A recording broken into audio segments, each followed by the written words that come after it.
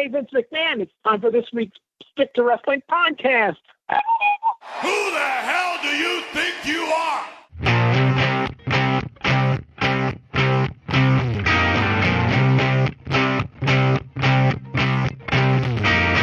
I'll wait till the sun comes down and the Stick to Wrestling podcast starts. I want to thank Van Halen for writing that song about their favorite podcast, Stick to Wrestling.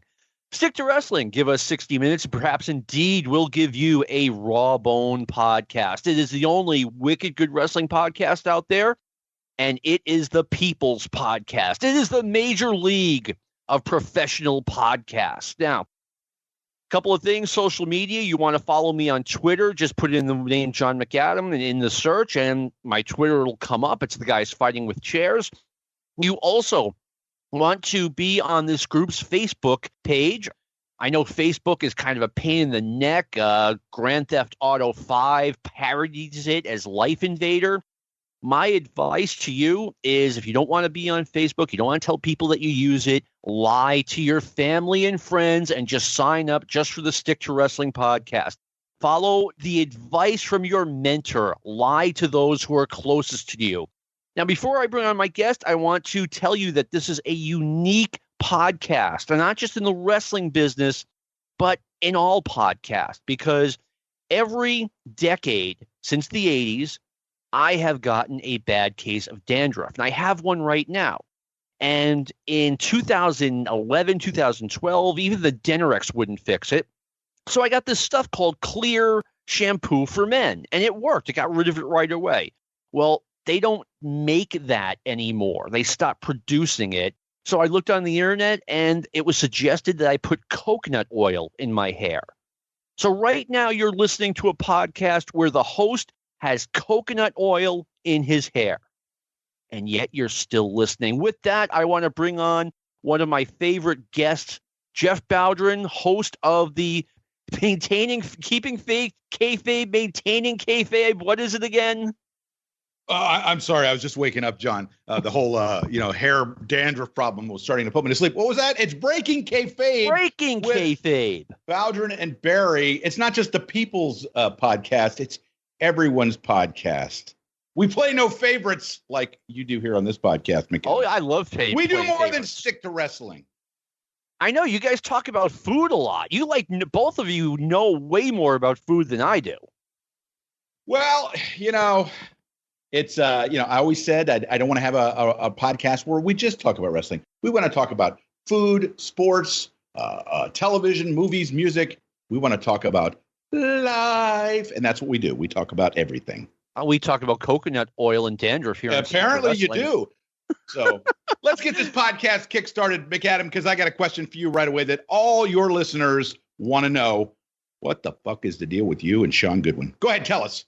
Nothing. There is no you're posting this stuff. Goodwin. You're reaching out. You're looking for the hot tag from Sean Goodwin, and he is not tagging you, my man. He is combing his hair, the one that doesn't have dandruff, by the way. We don't know that. And he's slicking it back, and he's got his back turned to you, and you're going, make the tag, McAdam, make the tag. And they're putting the boots to you, and they're going, get up, American boy. So anyway, so there's no heat between you and Sean? I'm going to be completely honest with you and the rest of the world. Okay. When Sean left the podcast, okay, he was kind of pushed out, and it was strictly a schedules thing. He couldn't do weekends, and I could only reliably do weekends. You just say. Yeah. And so Sean came on. He did the last show. There has never been a bad word between Sean Goodwin and I. I've known him for over 10 years via the internet.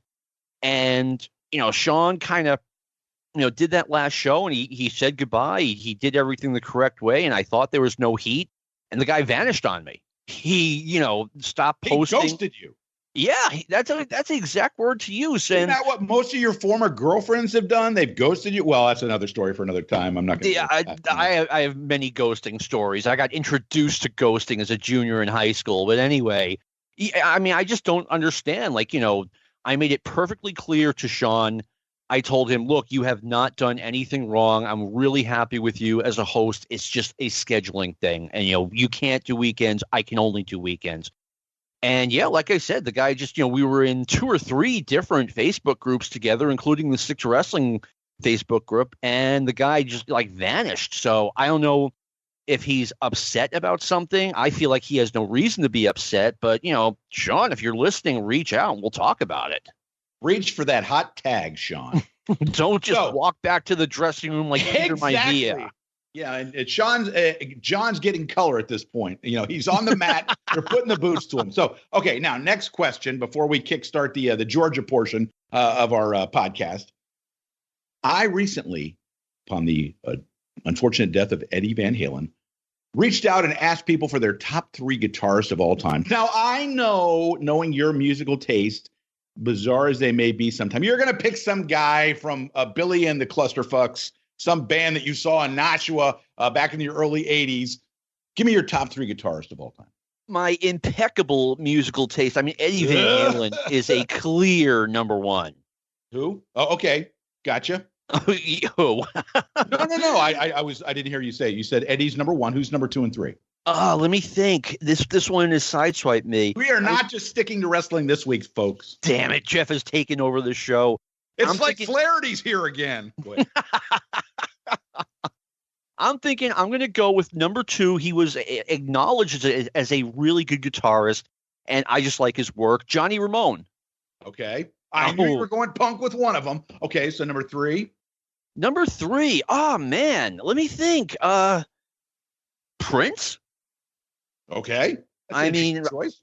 I've always... Great guitarist. No question about it. Finally, before we get started, you got to give me your top 3. I did mine already. I said Eddie. Actually, I said Jimi Hendrix is like 1.0 and Eddie's like 1.25. And then my number 3 is, Clapton, old slow hand.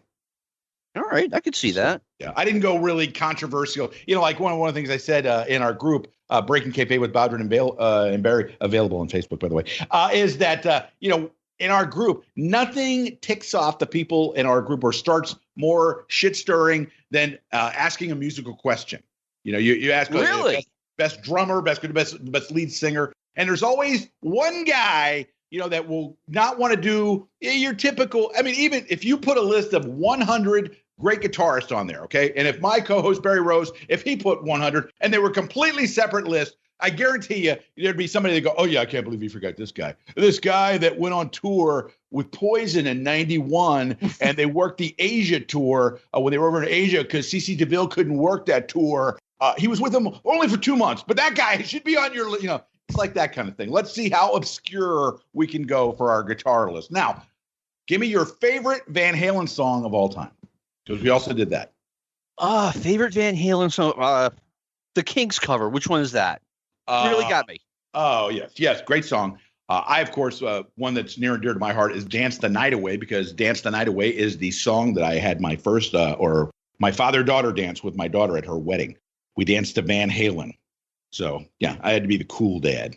You more a David Lee guy or a Sammy guy? I am definitely a David Lee guy. I went to go see David Lee in Worcester in 1986. So I got to see the solo tour, and he cracked me up. He's like, hey, you don't see me up here doing Sammy Hagar songs now, do you?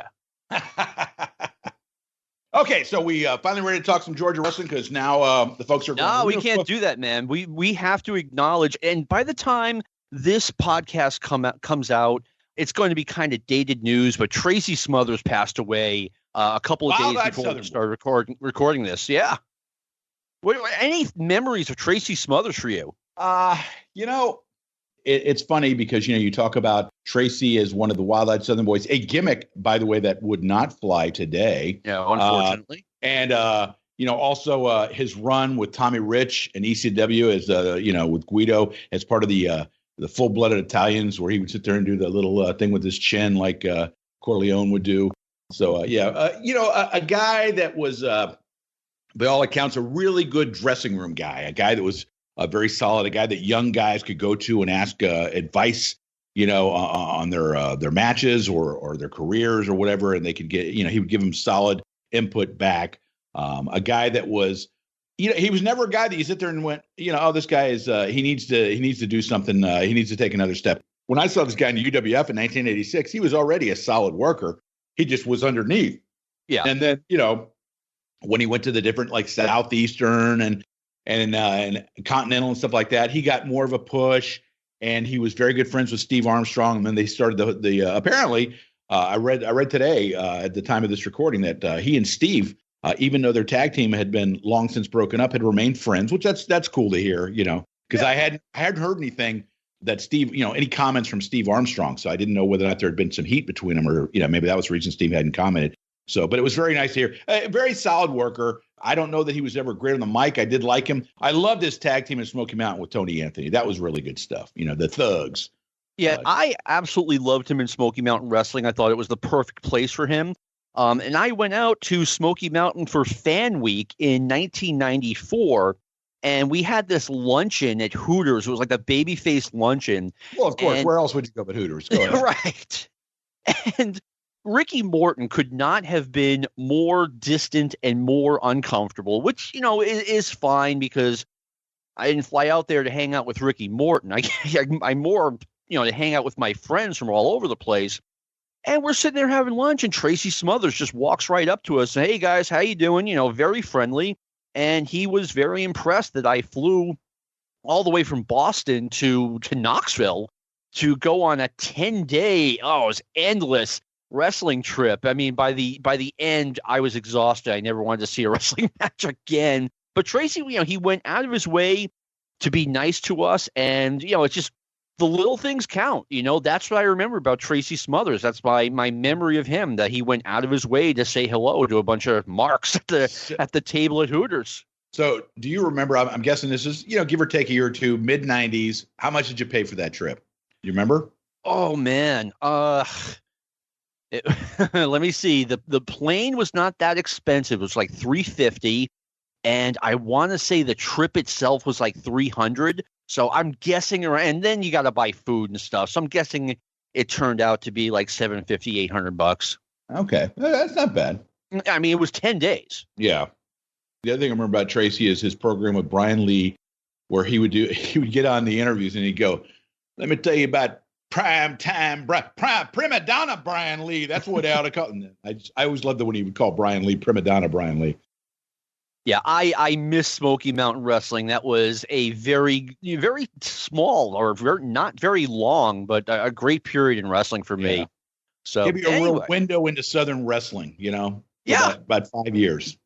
It was a lot of fun. But anyway, Jeff, I want to ask you. We're going to talk. We've been talking territories the past few weeks, and we're going to move to Georgia, where this is the first time where I'm having a guest that didn't grow up in that area. Jeff grew up watching Florida wrestling.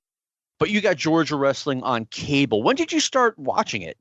Oh, let me see. I wish I could tell you that I started watching it as soon as I got cable in June of 1979, but I did not. I don't know if I didn't discover it or what, but the first thing I remember is the Freebirds coming to Georgia.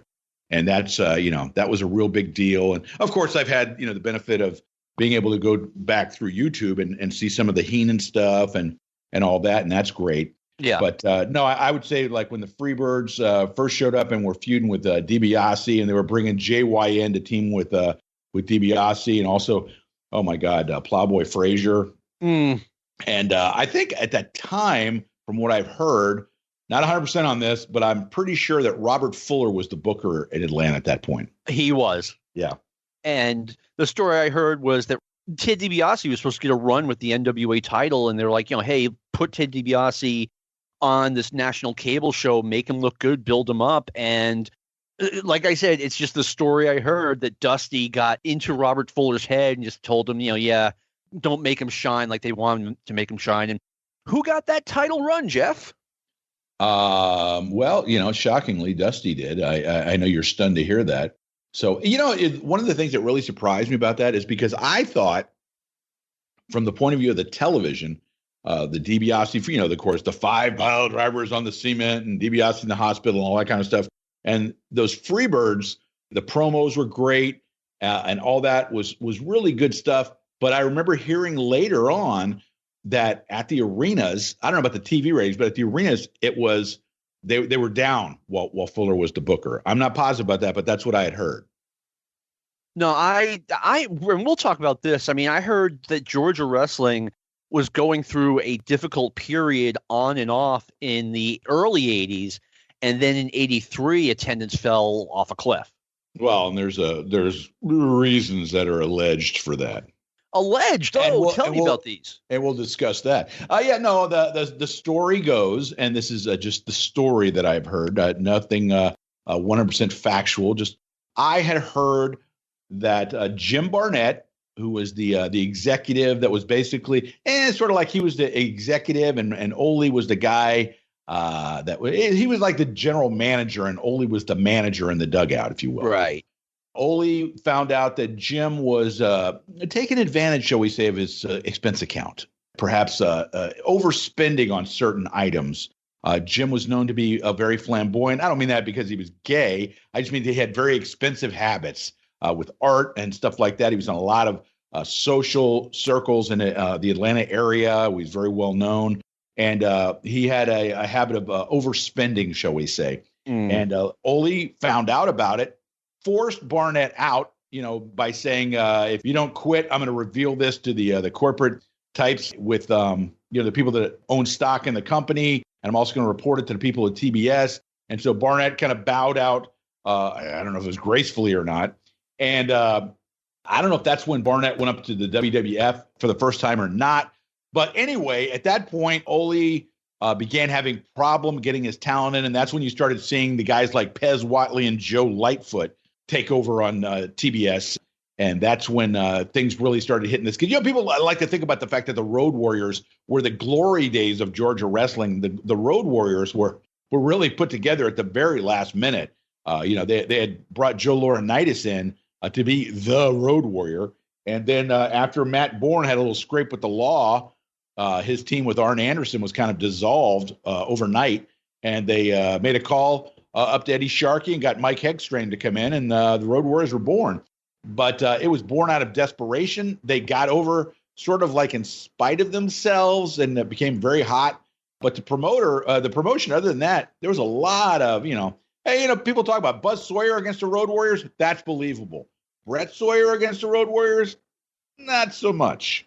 You see, I thought they did an interesting job with Brett because they spent all of 1983 building him up, and they put the national title on him, and I kind of bought it. But now like you said, now you're putting him up against these two giant roid heads, and is it believable? I don't know. I mean, I rolled with it the same way I rolled with like Ricky Morton being competitive against Steve Dr. Death Williams. Yeah, a lot of it depends on what kind of performer the guy is, or what kind of wrestler the guy is.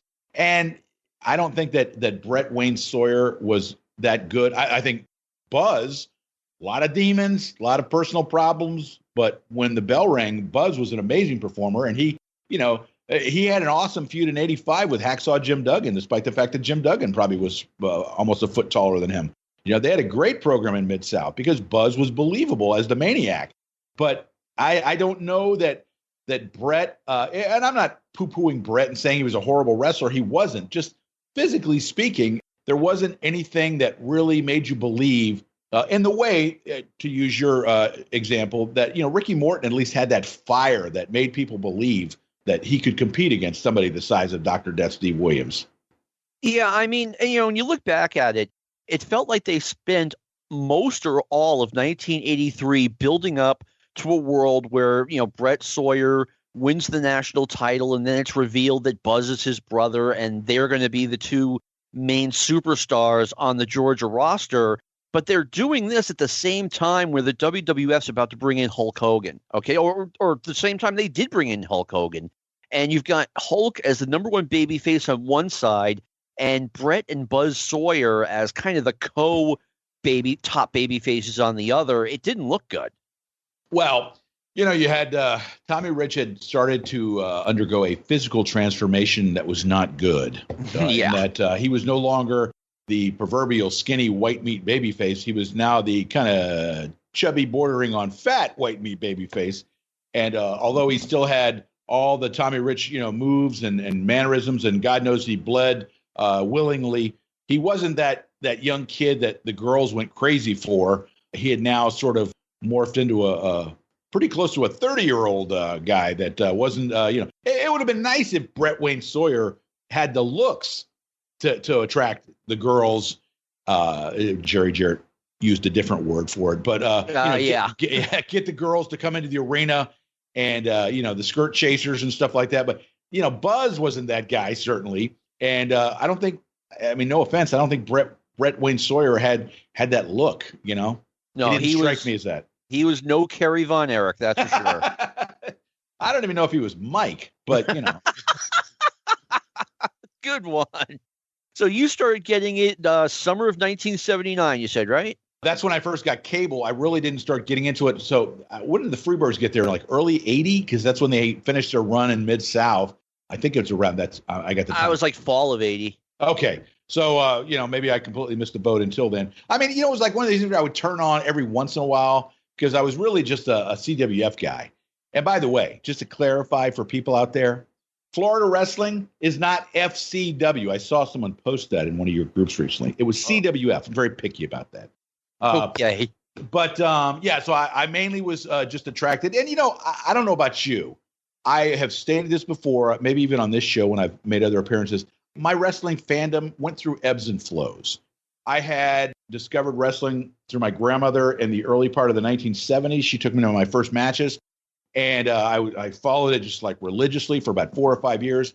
And then I think when I got into high school, I kind of started dropping off it. And the really disappointing aspect of that is I was in high school in Fort Lauderdale. And that's when, right after Bobby Shane died, I think I kind of stopped watching it for a while.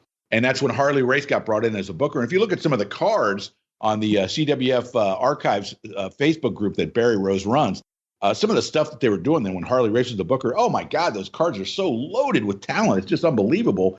But I got back into Florida wrestling. I want to say we had moved away. It's interesting. We moved away to St. Louis. And at the time, St. Louis, of course, Sam Muchnick was an incredibly hot promotion. I think in 2 years that I lived outside of St. Louis, I think I watched the St. Louis wrestling program once or twice. I just never got into it. Yeah, I who knows why.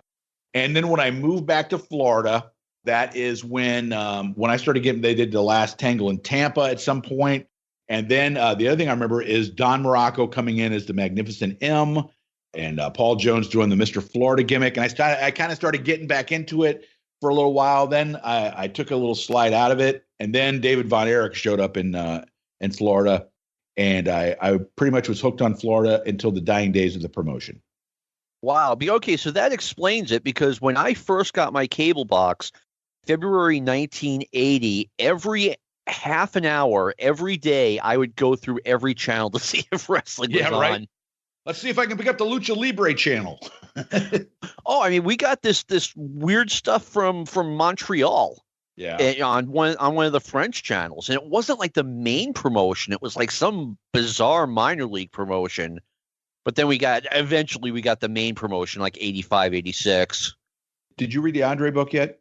I have not. Oh my, it's so good. Like you talk about, I mentioned Florida had great talent, and we're talking about Georgia here. Georgia, at different times had some tremendous talents. God, if you ever look at a Georgia card in the 70s, they were loaded.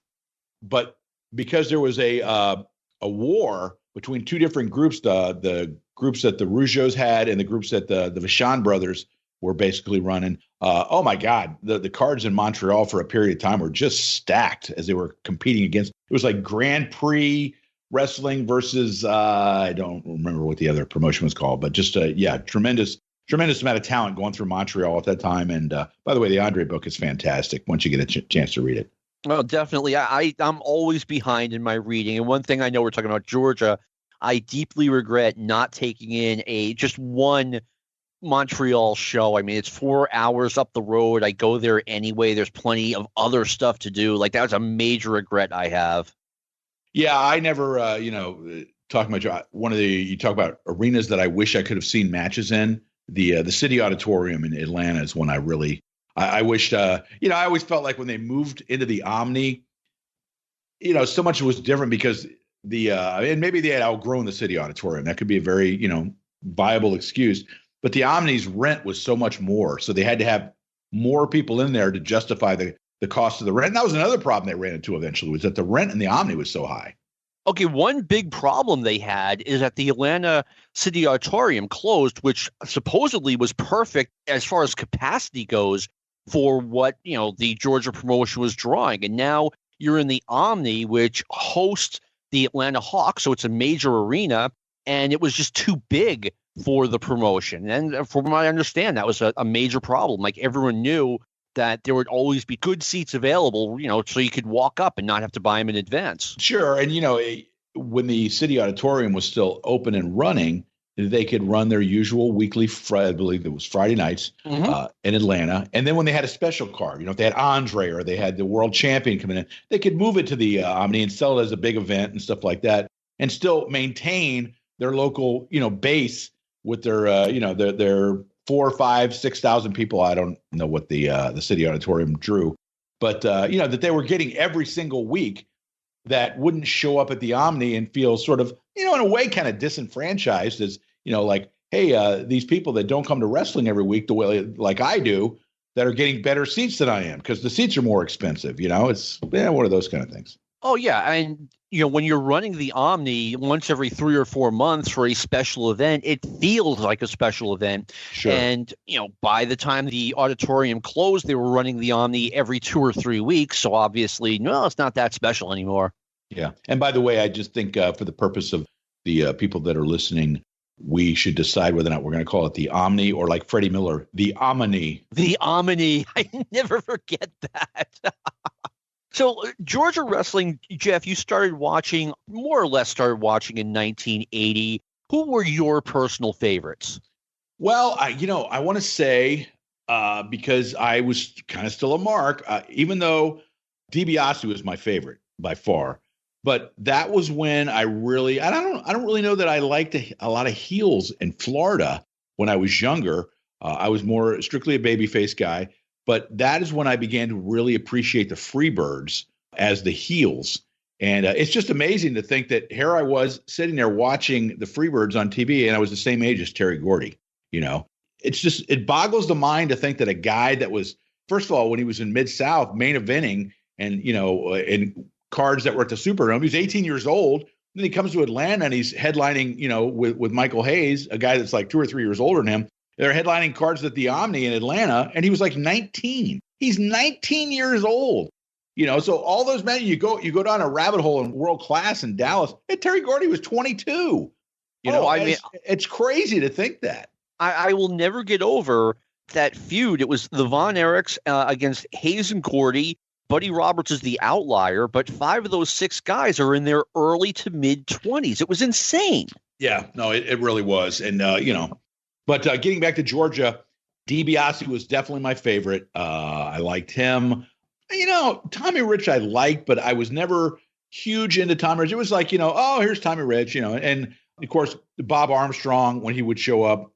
I never really cared for him as quote unquote a worker, but I loved his promos. Oh, yeah. Jackass can't run with a racehorse. I'll step on him like a duck on a June bug. And he always had these great little sayings, colloquialisms that always cracked me up. Now, let me ask you this. You said you were a big fan of Ted DiBiase. This is when he was a regular part of the promotion in 1981. What was your reaction when he returned fall 1983 as a heel? Well, he was a heel that put on a bit of weight. I think he had, I want to say, at least 25 plus. And, I believe I had read somewhere that when he returned and he had put on the extra weight that Ted was having marital issues and had said that or was quoted as saying that he had been drinking quite a bit. And that's why he put on all that weight. I have heard that as well from a very credible source. And the thing is because I liked him so much as a babyface, it really disappointed me. Again, I'm still a mark and I'm like, oh man, DiBiase's a heel or a bad guy. That just like completely sucks. But he was, of course, so much better as a heel than he ever was as a babyface. He was a solid, guy. He had charisma. I don't know as a babyface world champion if he would have ever cut the mustard. As a heel world champion, I think he would have been fantastic. I think he was one of those guys that and I think what they wanted was he could have been a tweener, and I think he would have worked really well in that role. Yeah, no, he definitely could have done that. And I actually had a chance. I had dinner with Ted one night, and we talked about it. And he told us about you heard the story about one of the reasons why Ted suspects he never got the run with the title. Did you ever hear the story about the conversation he had with Muchnick that got back to Barnett? Oh, no, I don't know about this. Well, so supposedly he had gone up to work at St. Louis show, and, Muchnick is still the president of the NWA. And at this point, it's Flair, Dusty, or DiBiase. One of those three guys is supposedly going to get the run with the belt. And, after Harley. And so Muchnick goes up to Ted and he says, so Teddy, how's things going in Atlanta? And apparently Ted looked at him and goes, well, Sam, I got to be honest with you. It's a real clusterfuck down there.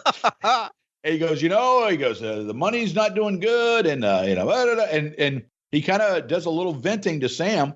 Well, Sam then proceeded to call Jim Barnett and told Jim Barnett what Ted had said. And suddenly Ted's chances at the NWA championship got quite a bit, smaller than they had before. And I think Ted believed that whole situation played a part in him not ever getting a run with the NWA belt, which, back then when the NWA belt meant something, I think Ted would have been a really good world champion. Let me throw something at you here, just to speculate here. What do you think would have happened if Ric Flair had been involved in that plane crash and was never able to resume his career?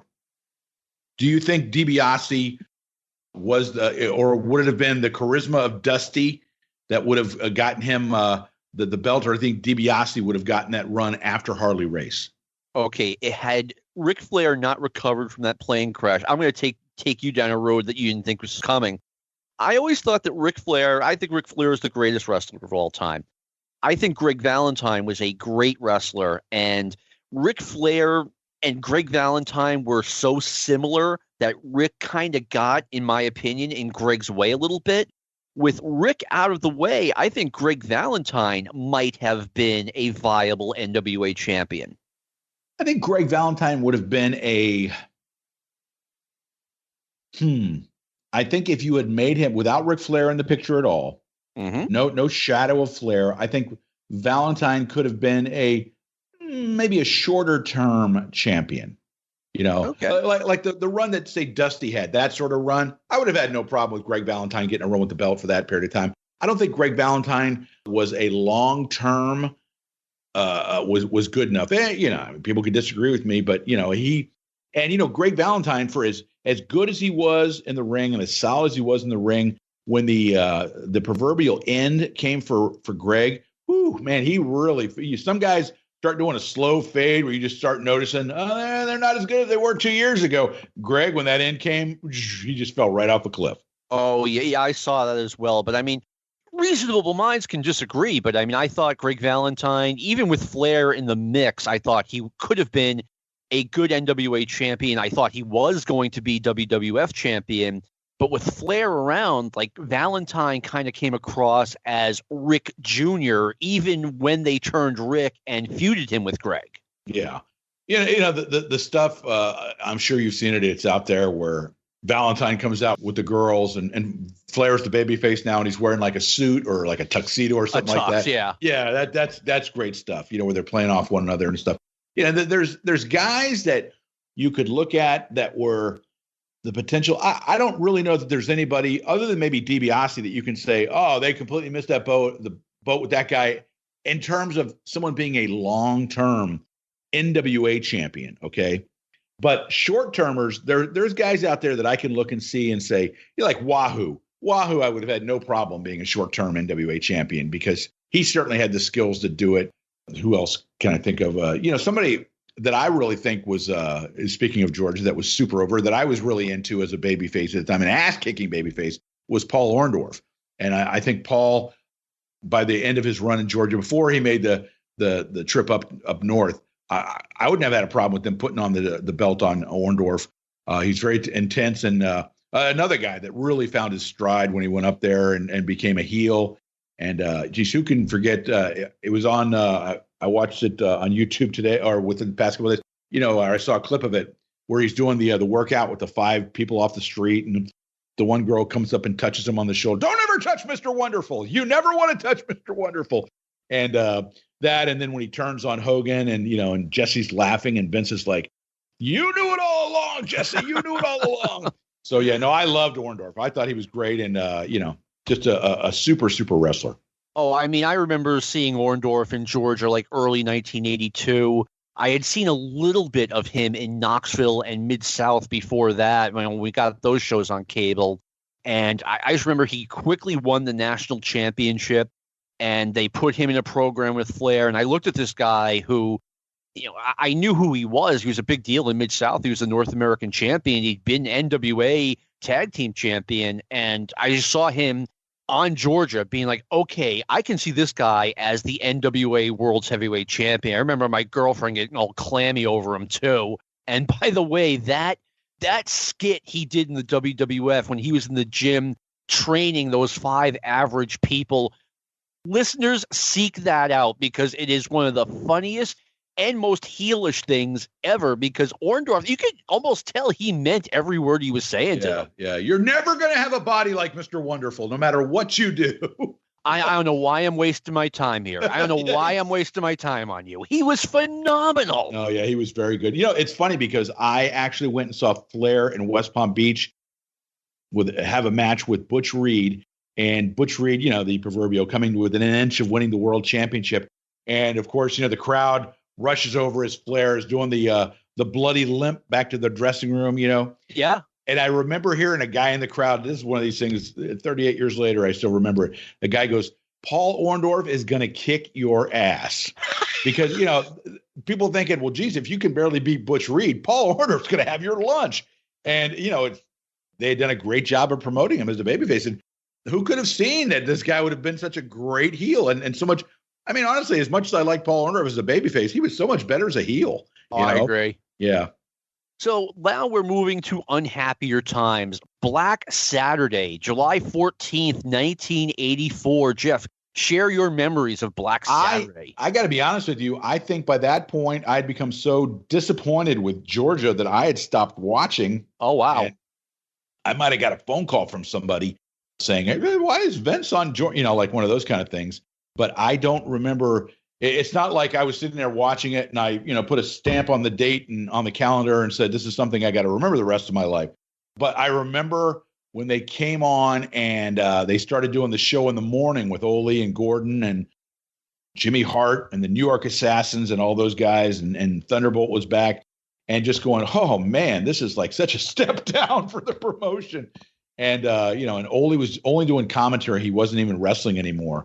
That was not good stuff. And then they end up, and then, of course, Mid-South has, it was like a month where the Mid-South took over for 6 weeks. Yeah. And then, of course, Crockett ends up getting it. And it's like one of the great what ifs. What if Turner had given Bill Watts the slot permanently, quote unquote permanently, as long as that goes, and had not given it to Crockett and Dusty? What would Bill Watts have done with it when, Bill Watts was still really involved in his promotion and had his fingerprints all the promotion? I think that would have been some really interesting speculation as to what Bill Watts could have done. It's funny because I read something, again, I don't know if this is on Facebook or Twitter, or somebody said, oh, well, Bill Watts, he saw the crowd in the Silverdome and he quit. He basically folded his tents in. And I'm sitting there thinking, Bill Watts never quit at anything, I don't think. If people don't think Bill Watts didn't have an ego, they should listen to some of his commentary. Oh, yeah. And so I find it hard to believe that. And first of all, I think the sale, I know it's close, but I think the sale had been going on before that. So this wasn't like, wow, this guy's drawing 90,000 people in the Silverdome. So now I need to call up Jim Crockett and quickly sell my promotion. I think there were other things going on at the time. There was a terrible oil crisis that affected the Mid-South. The Mid-South and the Southwest and stuff. And then, of course, they started doing the stupid expansion. Let's move our offices to Dallas or let's start running Dallas and let's start doing didn't they do it? They did a show up in Massachusetts, didn't they? No, as far as I know, they didn't. Oh, okay. Well, I think the closest they got to here was, I don't think they even came remotely close to here. I'm thinking. Well, I know they did like a national tour. I didn't know how far up north they went, but I think they went out to L.A. And, it's funny. I had a phone call with a friend of mine who grew up basically his whole life was spent in the Mid-South area, and a guy that he used to do some wrestling on the independent level and stuff like that. And I heard a story, and he had an interesting reaction. Someone was saying that, we talked about the City Auditorium and the Omni and the difference in the potential audience that you would have. And this was when the UWF was still alive, but was kind of starting to take in water. And they had gone to a show. Let's just, for the sake of argument, say it was like Jackson, Mississippi. Okay. And Jackson, Mississippi, let's just say for the sake of argument, the building held 6,000 people. And the next night they went to a place where it was like only a 2,000 seat arena, and they drew a good crowd. And then the next night they went to New Orleans to, like maybe the Superdome. And maybe the Superdome, let's say they drew the exact same crowd as they drew in Jackson, okay? Mm-hmm. And Michael Hayes, I believe, was quoted as saying, it's good that we're able to go to these big arenas. And the point my friend made was, why are you happy going to a big arena that you're basically going to be in a shell, because there's going to be, 7,000 people in the Superdome is different than 7,000 people in the Coliseum in Jackson, Mississippi. Oh, you know what I mean? Because of the atmosphere, the way the crowd is hot, the ability to connect with the fans that are closer to you than going, let me tell you something. I went to a show at the Superdome. I went to the first Jim Crockett tag team tournament in the Superdome, and there was like a couple thousand people there. And it was just like, wow, this is like supposed to be such a great tag team tournament. And there's like nobody here. Yeah. Why aren't these people in New Orleans coming to this tournament? And when I told my friend that story, he said, you know what, if that's the way the guys feel that they want to be in these quote unquote big arenas, that kind of thing, or the places where like the NBA teams were, then they're going to fail. Because if they can't be happy having a sold out crowd in a smaller venue, but like, more people spending more money on merchandise, on whatever, than going into the Superdome and, hey, this is a big major arena. The Saints play here, or there's a big stadium, but the crowd is complete crap, but it's okay because we're in a big stadium. That he said they're going to fail if they have that kind of mindset. And, of course, inevitably they did. Yeah, I am one of those people who believe the Bill Watts story that when he saw WrestleMania, he said, that's it, I'm packing it up. It wasn't the one factor that, led him to sell. He had a rough late 86, early 87, but I personally believe that was the straw that broke the camel's back. And Bill, when he was growing up, he went to school at Oklahoma. He wasn't a wrestling fan, according to Watts himself. And then he went out with Wahoo McDaniel, and Wahoo cashed a check for like, $700. And he's like, where'd you get that? He's like, oh, I'm a wrestler. He's like, is that what you get for in a week? And Wahoo's like, no, that's what I got in a night. And Watts is like, well, whatever that is, get me in. And, Watts being Watts, he became a big time wrestler. He saw the opportunity in promoting. And when it went bad on him, he just said, screw it. I'm walking away from this. I don't care about it. One of the things, in a way, the whole late 86, early 87 was sort of a perfect storm for the demise of the promotion, because you had the economy in their main towns was really taking a hit. New Orleans, no matter how many guys Bill Watts tried to throw up as the next black superstar after JY left, nobody replaced JY. No. It's funny because the friend I was just referring to said the people hated Butch Reed so much when he was feuding with JY that even after JY left and they turned Butch Reed, the people still didn't trust Butch Reed. And that's why they never really fully embraced him as the new lead babyface. That's crazy. Let me throw this in. That's crazy because I look back and I see Butch Reed not as a replacement for the Junkyard Dog, but as a possible upgrade from the Junkyard Dog. Reed was a stud. He was a better athlete, a better wrestler than JY. And I'm not poo-pooing JY. Incredible charisma and incredible fan favorite. And almost to the point where I think, the story is that when JY lost to Mr. Wrestling 2, that the fans in New Orleans all of a sudden realized that JY was fake. Well, wait a minute. The Junkyard Dog lost to that old man, Mr. Wrestling 2, and then wrestling can't be real. And I don't think New Orleans ever recovered like in the territorial days. Obviously, they held WrestleMania there a couple of years ago. But in the territorial days, it killed New Orleans dead. Because even when JY came back for a card in New Orleans, and it was a card with Hogan on it. I remember they drew like 2,400 people there with JY and Hogan on the card, right after he left to go to Vince. And anyway, we're starting to talk about Mid-South instead of Georgia. That's okay. Bill Watts, speaking of Bill Watts, of course, was a legendary booker in Georgia after the war with Ann Gunkel. Ann Gunkel. When they had the war with All South Wrestling and Ann Gunkel, Bill Watts was the guy they brought in to book the territory to bring it back. And he was well known as a tremendous booker. And, he booked Florida, booked Georgia, of course, booked Oklahoma for Leroy McGurk.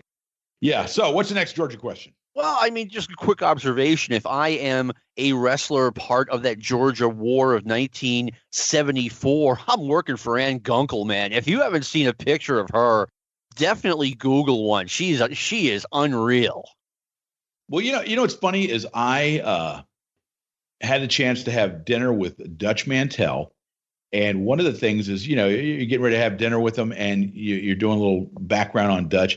You sit there and you start realizing all the things that Dutch Mantel. You remember the movie Zelig with Woody Allen, where he was this guy that was present in all these different famous events in history, and that's what Dutch Mantel. Dutch Mantel was still wrestling as Wayne Cowan in Atlanta, and he went with Ann Gunkel, so he was there for the wrestling war. Dutch Mantel was there when Bruiser Brody got murdered. For God's sake, he was there that night.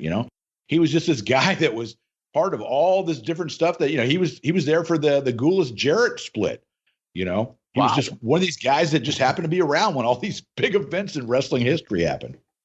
Dutch was always one of my favorites. I've told the story on the show before. He was wrestling a show in Lowell, Massachusetts, which is like 15 minutes down the road from me.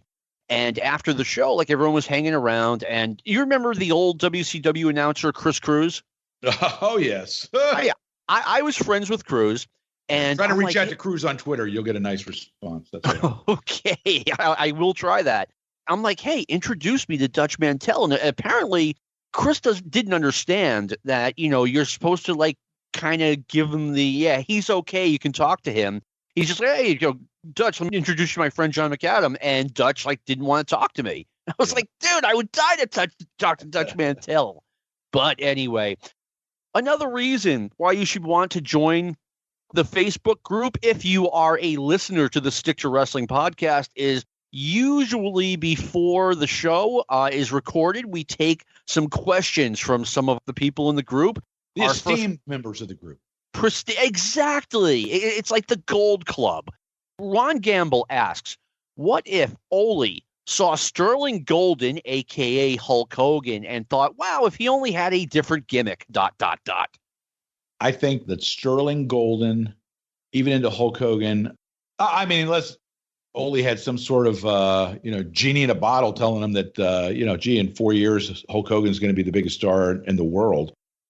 He's just everything that Ole Anderson hated. And I don't think Ole, in a lot of ways, like Vern, I don't think when Hogan went to Vern, I don't think that Vern ever thought Hogan was going to become that big. No. And I think it would have been Ole stumbling upon, it's, the old Costanza line from Seinfeld. Do you realize it's like stumbling upon plutonium? And, that's like what it would have been, because it was everything that Ole was not about. And so if he had found Sterling Golden and turned him into, what Hulk Hogan became, it would have been by accident. I really think that. Yeah, I've spent all week saying that I'm not going to sit here all day and punch downward on Ole because, I know he has fans and I do it a lot. I mean, Ole brought Sterling Golden in 1979. He was there for 6 weeks, and then Ole decided that, no, I have no use for this guy. And to me, that's crazy. They pushed him hard on TV for 6 or 7 weeks. And just by the size of the guy, I mean, you can tell there are things you can do with him, like feud him with Tony Atlas. I don't know. I mean, feud him with Tommy Rich. There's got to be something you can do with a guy with that look. And instead of, and if Ole really didn't see anything in him, just send him home after the first TV taping. But don't. Well, what's crazy is that considering the fact that Ole didn't see anything in the guy, and really let's just say, didn't believe in the guy, okay, or his future, I can recall like in the intro to the show in like 79 or like Hogan being part of their intro package, yes, where you see the guy throwing the drop kick or a guy doing a body slam or something like that. Hogan was part of that intro package. And it's really weird for a guy that was only there 6 weeks. The other thing that's kind of crazy is that Vern, when he brings Hogan up to the AWA, decided to package him with Johnny Valiant as his manager. We talked about that. It didn't seem like it would work. We talked about that 2 or 3 weeks ago when Brad Brightsman was on the show. And yeah, what a weird pairing that was. As far as I know, Johnny had never managed before. I had seen him in Florida earlier that year as a wrestler. So it really, I know Johnny Valiant had a history in the AWA, but the whole thing looked bizarre coming in. Yeah, it didn't work. That's for sure. And when I say that, I mean, as I was reading about it in the magazines, like Johnny Valiant is Hulk Hogan's new manager. And no, obviously that didn't last very long. David Ferguson would like some recommendations of things to seek out for someone who has never watched the territory. Jeff, what's your answer to this? Well, it's a two-part. First of all, if you do the old rabbit hole on YouTube and type in Georgia Championship Wrestling, you're probably going to get a good 5 years worth of television episodes. As far as seeing matches from the arena, they really, if they taped them, they only showed clips. They never showed entire matches. But as John and I were talking before we started recording, there are matches that are available. Not a lot of them. There's a few matches that are available that were taped in was it Columbus, John? We said Columbus. Yep. Yeah, and there's like a match that on my fine podcast, Breaking Kayfabe with Bowdren and Barry, we actually reviewed a match with the Masked Superstar and Super Destroyer, who, by the way, John, I know you remember, were a great tag team. They were a great tag team. Yeah, and I think they were wrestling maybe Tommy Rich and Mr. Wrestling 2. So that match is out there. There's a match, I think, with Austin Idol versus Tommy Rich. There's different stuff out there, but, you kind of have to search for it. A lot of times if you'll, just as an example, if you type in Austin Idol matches or something like that, it'll take you and you sit there and start scrolling down and you go through a nice little rabbit hole and you'll go through all the Southeast stuff and all the Memphis stuff. And then eventually you'll get to stuff maybe from Atlanta. And again, it's just really because, Atlanta was well known as a territory that taped over a lot of their stuff. They didn't save anything. Thank you, Ole, because he was the one that was doing it. But yeah. And of course, the very first thing that you should find, what do you call The Last Battle of Atlanta is out there now. But I think you got to go on the WWE channel or network to get that.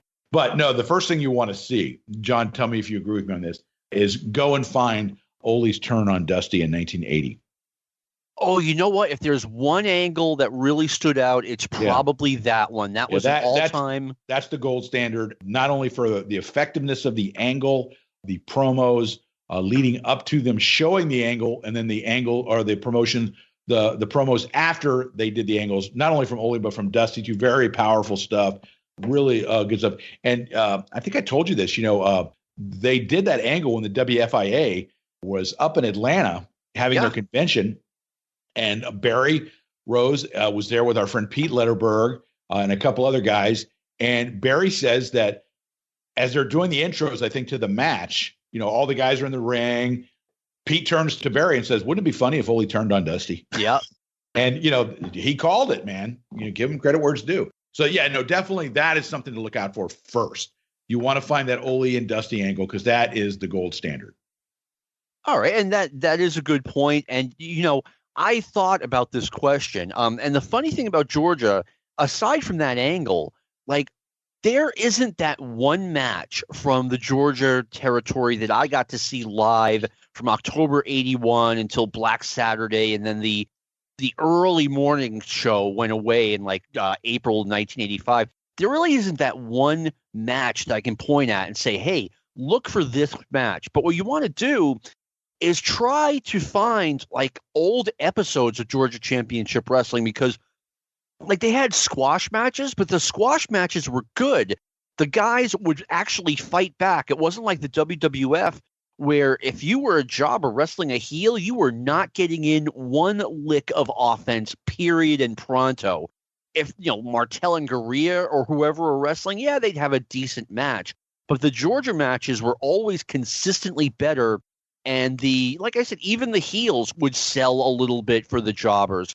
Another specific you might want to look for, when Roddy Piper and Gordon Solie were doing the show together, Piper was a heel, no questions asked, but he was subtle enough to the point where you'd be like, okay, this guy's job is to do commentary. He's supposed to be a straight man with Gordon, but he can't help himself getting in his snide little comments.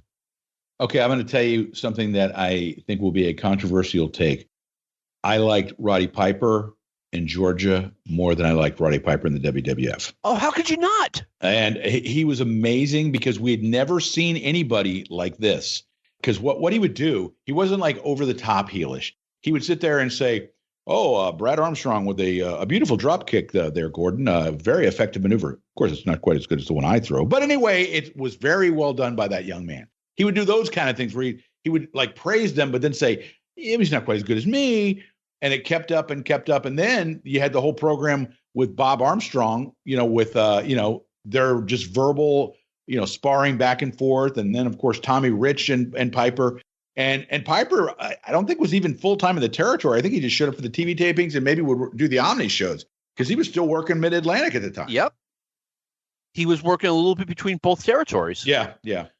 Yeah, so, I mean, it was, and like you said, Piper would be like, that was a great move by Brad Armstrong. Now, here's how I might have done it a little bit more different, a little more effectively. He's just like, dude, exactly, shut up. Exactly, but it was great.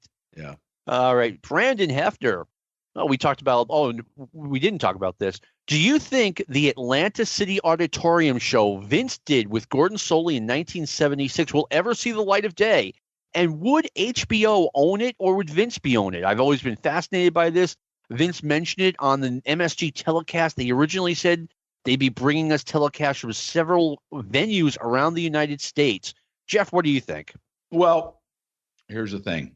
If it's owned by the WWE, it would not shock me to eventually have it come out because, the last Battle of Atlanta or whatever with Buzz and Tommy, everyone thought that match was lost in history. And then lo and behold, a couple of years ago, hell, the WWE has it and release it. Okay. So if it's owned by HBO, I don't think it'll ever see the light of day because quite frankly, I don't think people are calling up HBO and saying, hey, you got to release this show from, 44 years ago because I'm dying to see it. There's no stampede at the gates of HBO the way there was people would see different people and they'd be, hey, do you know whatever happened to this George? They're more likely to ask a wrestling company if they have this than they are, seeking out through HBO and asking HBO if they have this card that they taped at the in Atlanta 44 years ago. No, I agree with you. I mean, it's possible it might exist. I'll say this. If WWE, they need to start releasing the older stuff that they have because the people I can tell you when I think that's going to happen. I don't mean to interrupt you. Oh, sure. No, good. I think it's going to happen when Vince dies. I think for whatever reason, there's things that Vince doesn't want to put out there. And then I think Paul has a sense of wrestling history because I'm sure at some point he was obviously a fan. And, I'm sure that Paul probably goes through the archives and sits there and, that fanboy in him that's in all of us sits there and goes, holy crap, look what I got here. This is something, and then maybe he'll go to Vince and Vince will be like, no, I don't want to release that. And, but maybe it's in the back of Paul's mind and Vince, drops dead one day as eventually will happen. And then, maybe Paul will sit there and think, okay, what is it I've been holding back that I always wanted to release, but Vince never wanted me to? Oh yeah, there's that one thing that I thought was so crazy good when I was a young kid and I was a fan, and now's as good a time as any to put it on the network. That's the kind of scenario I can see happening. That's actually a really good point. And I'm not trying to be morbid or anything, when Vince dies, but it's got to happen at some point. And you're right, Vince seems sometimes to be a little bit embarrassed by, the way the business was before he took it over and turned it into what he turned it into. And what's crazy is, and I've said this on our podcast more than once, I don't know about you, and I'll be interested to see what your opinion of this is because you grew up a WWF fan. I loved Vince as a broadcaster. I'm not a huge fan of Vince as a promoter in a lot of ways. I mean, although he has completely changed the industry, in some cases, good things and in a lot of cases, bad things. But as a broadcaster, the over-the-top Vince doing the Madison Square Garden cards, oh, my God, I loved Vince. 1, 2, title change, no, that. And I recently had a chance, we talked about it, and I went and posted in our group, please tell me you've seen the New Year's Eve appearance on David Letterman, where they're at the hospital waiting to see who's going to give the first birth to the first baby in New York City. And Vince is in one hospital and Bob Costas is in the other one. Have you seen this? I have not. I'm unaware of it. You have to. I'll try to find the link because it's awesome. And Vince is calling it like he's calling a horse race, And the lady that ends up and Vince's hospital ends up winning. Okay, but the lady, and I want to say it was like a Latin name, like Rodriguez or Martinez, something like that. And he says, Mrs. Martinez has kicked it into overdrive, and she's trying to have that baby, right at the stroke of midnight. And Letterman is just mortified, okay? And he's just like, he's looking at the camera with that blank stare, when he's kind of embarrassed by something that Letterman could do. And it is one of the funniest things you'll ever see. And if we find it, I'll send it to you and you can post it in your group because, it really needs to be seen, yeah. All right. Yeah, what I was going to say was, WWE, they need to get that older stuff out because the people who grew up appreciating it, like you and I, we're graying, and we're not going to be around forever. And the people who will appreciate this, you need to release it when the people who will appreciate it will like it. I worked with this girl maybe 12, 13 years ago. And she was a big fan. Like I see her desk. She's got like Matt and Jeff Hardy action figures. I'm like, hey, you're a wrestling fan? Yeah. As we start chatting. And I, tell her about it was then WWE 24/7. And she's like, oh, yeah, I get that. And I started talking to her about, have you seen like the old World Championship Wrestlings from '85? And, they dropped one of these like once a month.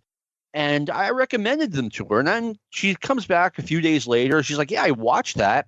And no offense, but it sucked. I was like, what? And she's like, it was just it was all whatever word she used for squash matches. She's like, yeah, it's this guy who's a big star against a guy who looks like he works at a gas station Monday through Friday, and it's one-sided. And she wasn't that far off, by the way. No, she wasn't. And then you have a guy come out and talk, and then you'd have another one of those matches. And it's what we grew up with. It's what we like, but I don't think it's what the previous several generations are going to like. We're the ones that are going to appreciate it. So please put it out. You're right. And as an example, my kids were never into wrestling, but people that are my kids' age, late 20s, and my son, oh my God, my son's getting ready to be 31. It's hard to believe. And, but even people their age, they have no interest in seeing, WWF stuff from the 70s or even in the early 80s. If they want to see anything, it's going to be stuff that like, when they were, kids or in high school or something like that, which is in the 2000s. So that's so sad for me to say. But, so you're right. The people that are interested in seeing this stuff are graying and getting older.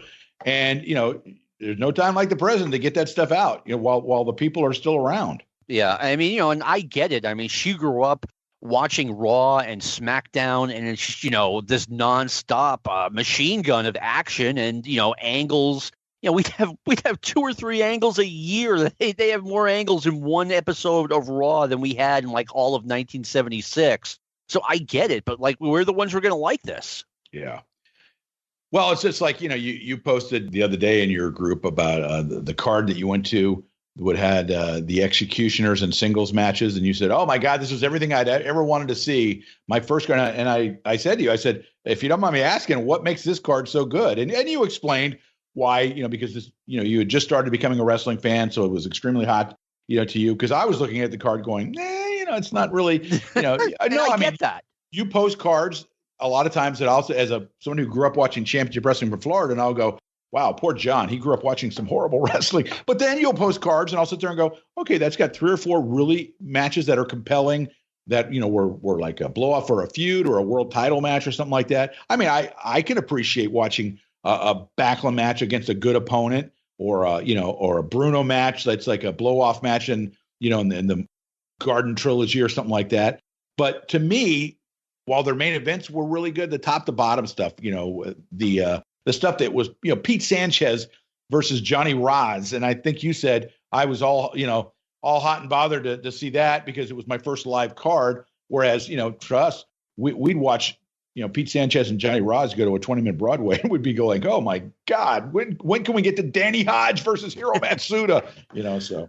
Oh, well, a couple of things. Number one, Pete Sanchez versus Johnny Rods. If I were that age, I'd be like, okay, I'd be all excited because to me, I'd be watching a sporting event where, it's almost like, okay, this is a coin toss.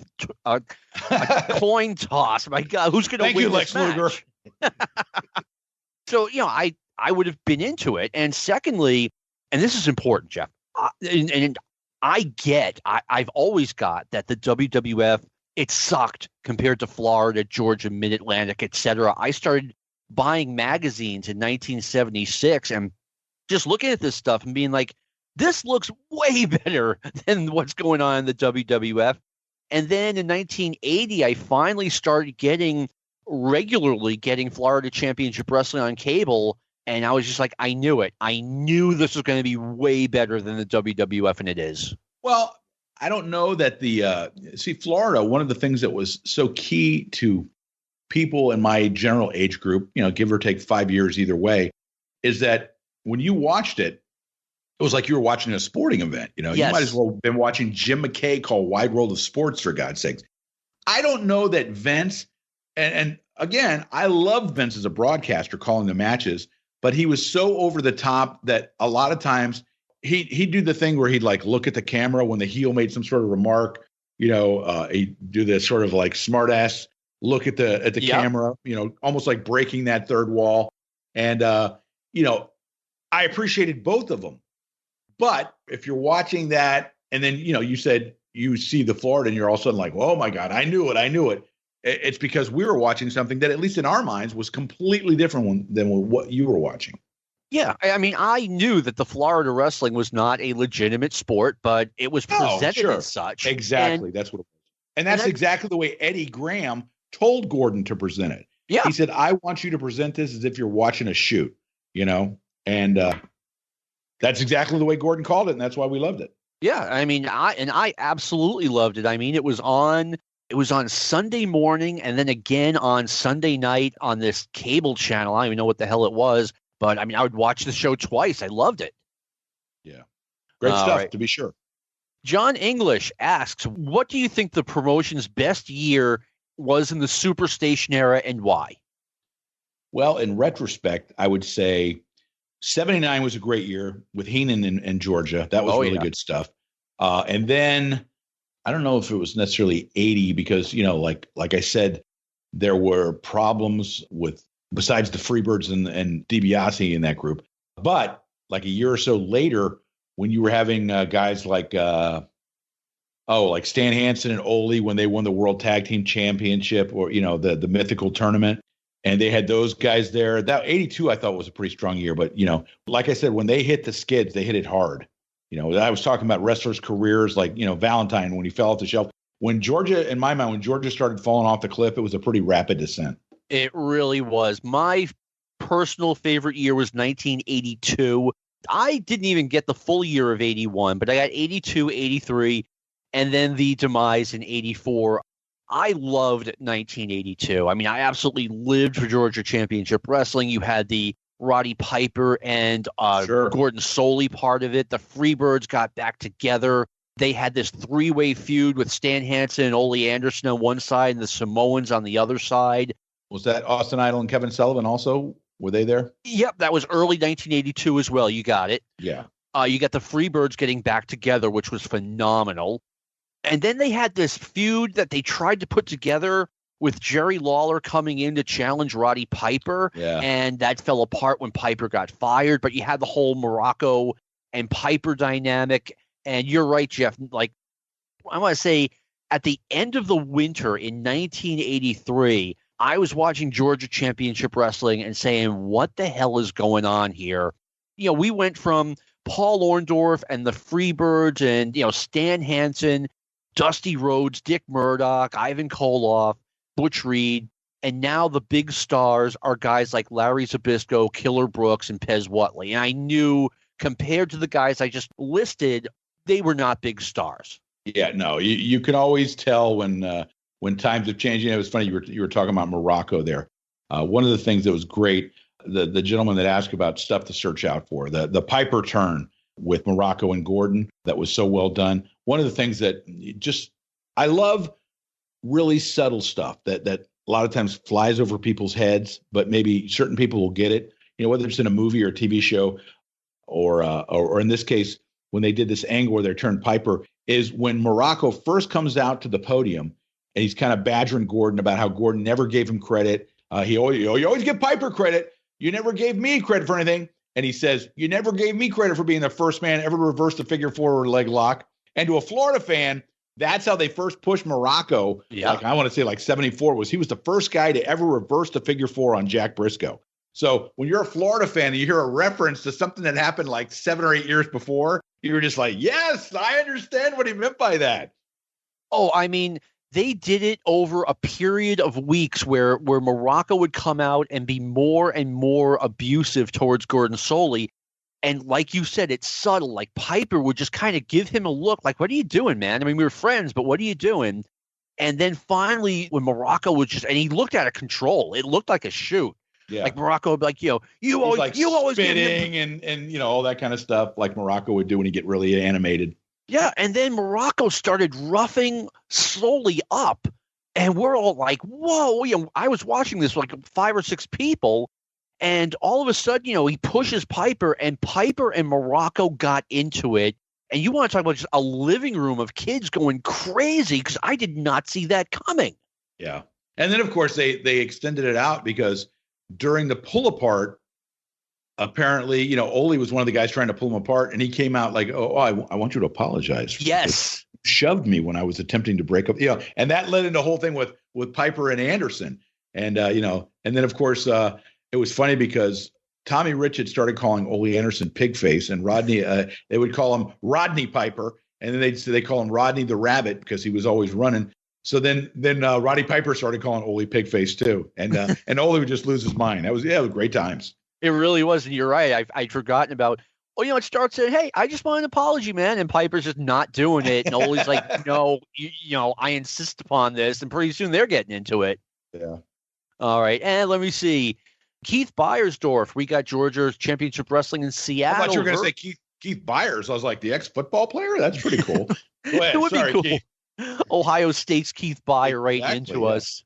Let me see. The voice of Gordon Soley is immortalized, but I was not around during Georgia's heyday when they were firing all cylinders. When did it start going downhill, and was there a certain reason? I kind of think we've touched on this already. It was when Barnett was exposed as overspending. That is sort of the tipping point as to when they'd reached their crest and started the downward slide, because they didn't have the money to pay some of the guys. All those guys you just listed in '82. That's when they, the next year is when they started bringing in guys like Brett Wayne Sawyer, Joe Lightfoot, Larry Zbyszko, Killer Brooks. Larry had been out of pretty much the spotlight for like a good 2 years, if not. Yes. A little bit more, No, Larry was on a milk carton. He left the WWF like the beginning of 1981, and he was wrestling part-time for Kowalski's promotion, which we talked about a little bit a couple of weeks ago, where they had Larry Zbyszko and Bruno Sammartino Jr. do a show in Nashua, and it was the first time I ever had a front row seat to wrestling because there were front row seats left over. They couldn't even fill the front row. Yeah. Yeah, Larry couldn't get back to the WWF on that bridge he burned. I've always wondered what the real story behind that was, because Larry says, I complained about my Shea Stadium payoff, and they wouldn't bring me back, or they fired me, whatever. And it's like, look, he was with the promotion for another 6 months. He was getting title matches in Philadelphia against Backlund after the Shea Stadium shows. But then again, they didn't bring him back. So I always wondered what happened. Yeah. All right. And let me see. Final question.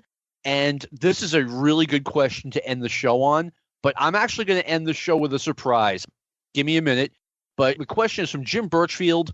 Talk about a Mount Rushmore of Georgia Championship Wrestling. I love this question. Jeff, what's your answer? Well, love him or hate him, Ole's got to be on there. I would say they're kind of intertwined. Jim Barnett really belongs on there too, because he was so important through his connections in helping the promotion grow and go basically national. The other two, I think you gotta put Tommy Rich on there, because he was so important to the the group's success for a long time. Who would that last guy be? I don't know. I'll say maybe Mr. Wrestling 2. Oh, wow. Yeah. Well, you know what? I'm going to change my vote. Just because they were the group that got me there, I'll say the Freebirds as a group, because they were very integral. You know, the first time they got there as heels, and when they came back and they ended up doing, like you said, they did the and by the way, the whole thing with Gordy and Hayes in Southeast, where on Atlanta TV they showed their match from Dothan in the cage. Remember that, John? I do. I remember the video quality was barely watchable. Yeah, they showed him, and then the sheepherders wanted to come in and shave Michael Hayes' head. And let me see who else was involved. Joe LeDuc. Joe LeDuc was involved in that, and it was because of that. That's the reason why Hayes and Gordy ended up getting back together, because Gordy would not let the sheepherders shave Michael Hayes' head. Yeah, great stuff. You know what? Someone asked, what should I look for on YouTube? Michael Hayes did a babyface turn in 1981, and he might have done the best promo of all time. He looked like one of Charlie's Angels doing it, but it was a phenomenal interview. Check it out. It just goes to show how great Michael Hayes was at one point. I'm going to tell you a line that to this day I use, and 40 years later, almost, and that is in that promo when he's talking about his little brother. Yep. And his little brother, and that he wanted his little brother to go out and win the district title or something in Little League or something. And he looks at Gordon and he says, "Gordon, the children need direction." and Gordon just like right there goes, "And you're the man to provide it to them." That's right. Oh my God. Yeah, that's such a great promo. Absolutely. Where Michael Hayes is feeling just about right at a party, and he gets life-altering advice from a guy named Frumpy. I'm not making this up. It's on the promo. My guy Frumpy. Yeah, he told me he's a good old boy, Gordon. He's a little long hair. You forgot where you came from, Michael Hayes. It was all so great. I remember watching it live, and it blew my mind. See, I've completely forgot that promo, John. Michael Hayes, you forgot where you came from. I think advice from Frumpy is definitely going to be the title of this show. My Mount Rushmore, to me, number one, and he's number one by a long, long way, is Gordon Soley. I mean, there's a big gap for me between number one and number two. Let me see. Number 2 and number 3 are very close. When I think Georgia Championship Wrestling and their biggest stars, when I was watching it and following it in the magazines, Mr. Wrestling 2 and Tommy Rich are practically tied.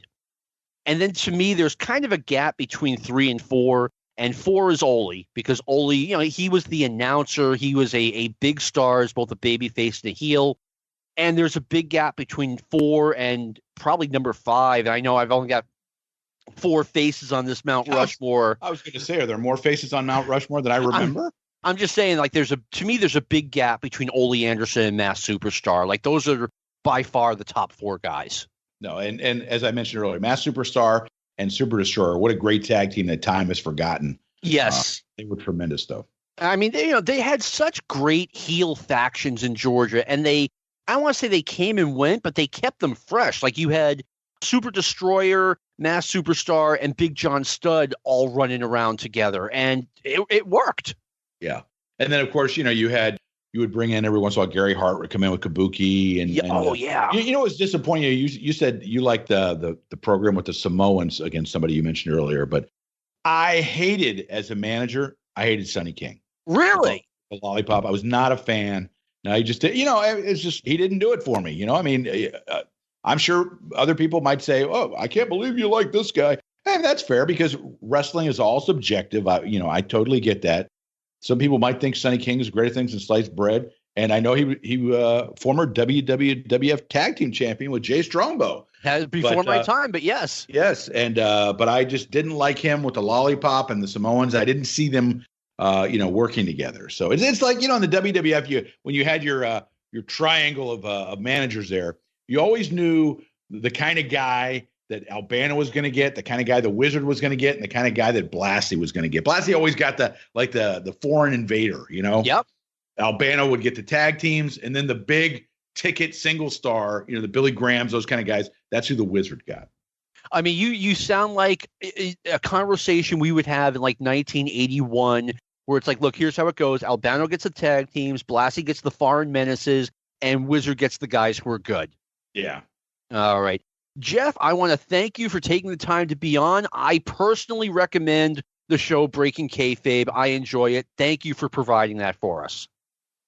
Well, you're welcomed, because quite frankly, we do provide it for you. And I would like to mention, as we have done a couple times, John, I had cancer and never missed an episode. Chemotherapy and all. I got to tell you, Jeff, and you are cancer-free, and I am so happy. I was legitimately worried for you, because I was You were worried. Oh, yeah, right. Well, I was like, you had just retired. You had just relocated to Georgia. For years, you were talking about getting the hell out of Florida. You were sick of everything, sick of the weather. Yeah, we're sick of the hurricanes. And we move up here, and we get a tropical storm a couple days ago that breezes through my where I live. Yeah, I thought we had escaped that shit. Yeah, but I mean, I'm just like, if he retires and finally moves and then gets cancer and dies, that's just not fair. And that didn't happen, so that's good. Yeah, no, I had a lady that I worked with at the courthouse that had, it was like 30 years was when you get to where you can think about retiring, with the state. And she had something like 29 years in or something like that. And one morning she didn't come to work, and they went over there and they found her dead. And I'm like, ugh. Man, that is just a kick in the nuts, man. You're 1 year away from getting your retirement, being able to enjoy your life. And you just, yeah. Not something you want to think about, and you're absolutely right. It was something that went through my mind too. So. A bit of a cruel joke that you avoided. I'm really glad that happened. Yes. But anyway, we're going to go off on a happier note. I want to thank our producer Lou Kipilman for all the sweet man, the sweet lightning Lou Kipilman. Sweet lightning is bad. Sweet Lou, or the chef Lou Kipilman. The chef Lou Kipilman. You don't know, but no one probably knows about this. We're recording, and Lou, this is like 2 weeks ago, and I hear Lou cooking something in his kitchen. And I'm like, Lou, we can hear you. Lou, we can hear you. I'm pretty sure they got cut out of the show. We were getting ready to start recording our show, and of course, Lou is the producer on our show, and Lou popped open a beverage, with the old pop top. And Barry goes, Lou, are you having a beer there while you're producing? And it was like a Coke Zero or something. But of course, we said, we're going to tell everybody it's a beer just because it sounds better. It definitely does sound better than me sitting here drinking Diet Coke the whole time. Thank you, Lou, for all the great work you do. This has been a production of the Arcadian Vanguard Podcast Network. But before we go, Austin Idol's name came up, Jeff, and I'm going to leave by doing an impersonation of Austin Idol's dog. Are you ready? Oh, please, God. Bow wow, darling. So long from the Granite State. This concludes our podcast day.